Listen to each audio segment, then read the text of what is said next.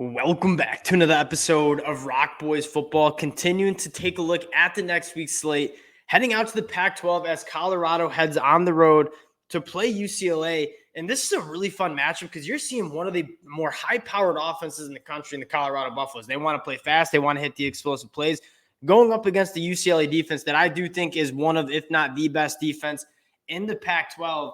Really, really good battle of matchups here. Excited to get into it. Before we do, as usual, just really want to say thank you to you guys. The support y'all have shown for these game breakdowns, it's been absolutely amazing. We're almost at 10,000 subscribers, which is an insane number. So can't thank you guys enough. If you do enjoy the content and want to support the fellas, consider subscribing to the channel. But more importantly, and again, best part about doing this, hearing from you guys in the comment section, talking ball. So let me know in the comment section, picks, predictions, keys to the matchup. Without further ado, let's get into this one. I want to start with this Colorado offense going up against, again, a UCLA defense that if you're a casual college football fan checking some box scores, you might not realize how good this UCLA defense is. It is playing at a kind of next level out there in the Pac-12. You're going to see a really good matchup. Now, Colorado, 34 points per game. That's top 15 in the country. Shedeur Sanders, although the protection's still not there, and Coach Prime has talked at length about the struggles up front, Shedeur Sanders has been phenomenal. A lot of people had question marks about that jump from Jackson State to the Power 5 level. He's answered it. 2,500 yards, almost 72% completion percentage, 21 touchdowns, 3 interceptions, really talented wide receivers. Here's what I think this game kind of comes down to with this matchup is, can Colorado continue the success running the football? Because Colorado, to start the season, really struggled to run the football. And when they started playing better defenses, they were getting behind the chains, kind of in those obvious pass rush situations, and the offensive line really struggled to hold up in protection. The last couple games, Colorado has started to run the football a little bit better, and staying in those third and manageables has been really beneficial for Colorado in terms of protecting Shedeur Sanders. So staying out of those third and longs, being able to win on first and second down, running the football, I think is going to be massive here.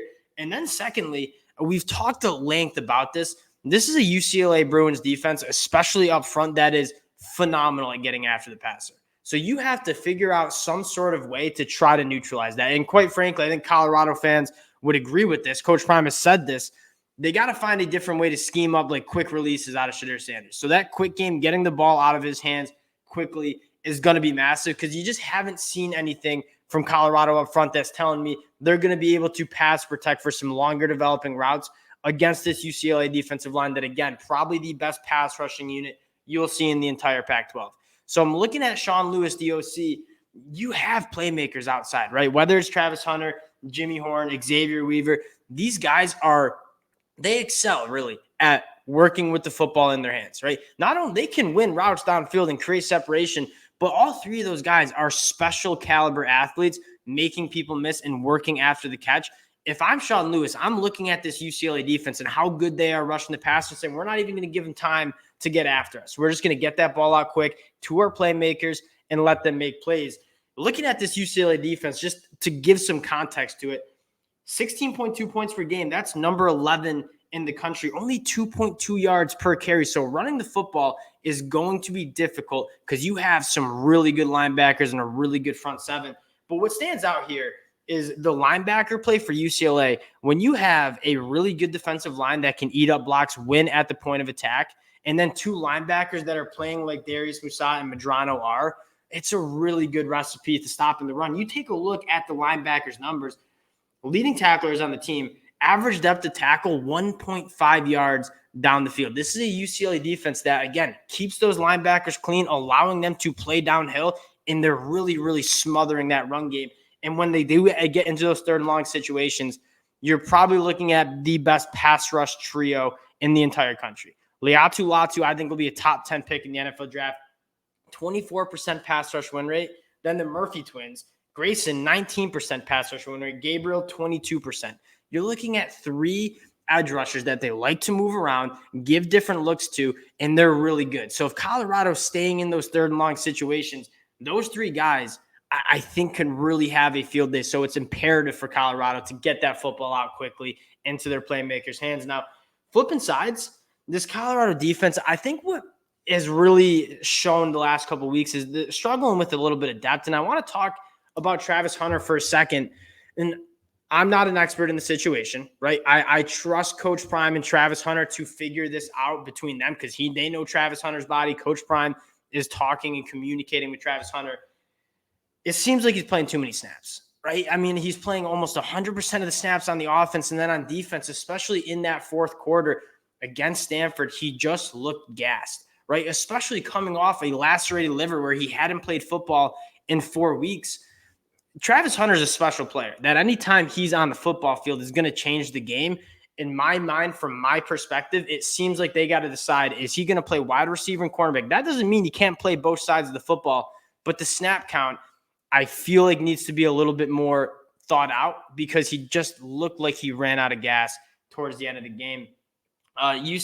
Colorado on defense, they don't have the playmakers yet, right? Coach Prime says we're going to continue to get playmakers on the defensive side of the ball. In defense, it's really important to have talent, right? You can scheme up a good offense like Sean Lewis is doing. When you don't have the guys that can win up front and make tackles in space and cover elite wide receivers on the end, it is really hard to scheme up a good defense that can stop an offense. And that's probably what you're seeing. And I fully predict that Colorado and Coach Prime is going to continue to revamp this defense, but you're definitely seeing not only have they struggled with injuries, but the depth not quite being there, struggling to stop the run, 4.4 yards per carry. That's 86th in the country. And in the secondary, again, injuries. That's a talented group, but they've struggled with injuries, giving up a 66% completion percentage. That's 120th. My issue there, I think, is less with the talent and more when you go down and you overhaul this full roster with transfer portal players.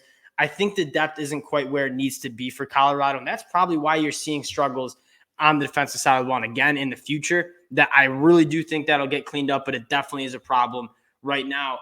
Going to UCLA on offense, not really sure what quarterback you're going to get, right? Dante Moore, true freshman. You guys know, UCLA fans, we've talked at length about Dante Moore, one of my favorite players in college football. This kid is dripping with arm talent, can make any throw on the football field, but he's a true freshman. And you saw that going on the road to Corvallis, threw a pick six, threw multiple interceptions. I don't know Chip Kelly. I listened to the presser this morning, not sure who they're going to go with, right? Ethan Garbers, Dante Moore, Colin Schlee can certainly play, especially with the athleticism he provides. But whoever they have at quarterback, make no mistake about it, this team wants to run the football. Their two most talented players, maybe barring J. Michael Sturdivant, are at the running back position with TJ Harden and Carson Steele, both averaging well over 5 yards per carry. They want to run the football, work play action off of that. And that's probably the story of the game for UCLA is, can you establish the run against the Colorado defense that struggled to stop the run in the past? And if they can, and Colorado needs to start committing some bodies, that's when I think that passing game opens up. I'd like to see a little bit more touches for J. Michael Sturgeon. I think he's one of the better wide receivers in the Pac-12. Let him go make plays down the field. That's where he excels. I want to see them be a little bit more aggressive with him. Getting to the picks, UCLA sitting at a 17-point favorite against Colorado. And how I'm looking at this game is you're going to figure out a lot about this Colorado team after that loss against Stanford, right? They've had a week they had the off week to kind of get mentally back in and ready to finish out the second half. But that was one of the bigger debacles that we've seen from a college football team, giving up a 29-point lead at the half. I trust Coach Prime to get these guys ready, and I trust him to identify who wants to play, right? Who are the guys that, what he said, love the sport versus just like it. That being said, from a matchup standpoint, I'm going to pick UCLA to win this. I think they can get the ground game going, move the football enough against this Colorado defense. And on Colorado's offense, I think Colorado will score points because they have playmakers. And you have a good quarterback like Shadur Sanders, a great quarterback like Shadur Sanders, really talented wide receivers. You're going to get your points. My question is, how consistently can they do it? And can they protect Shadur Sanders? I think the pass rush for UCLA just going to be a little too much. Again, this is the best pass rush you'll see in the Pac-12. Colorado, probably the worst offensive line in terms of protecting the quarterback. That's where I think this game is won. Appreciate you guys rocking with the boys again. If you do enjoy the content, consider subscribing to the channel, and we'll talk to y'all later. Peace.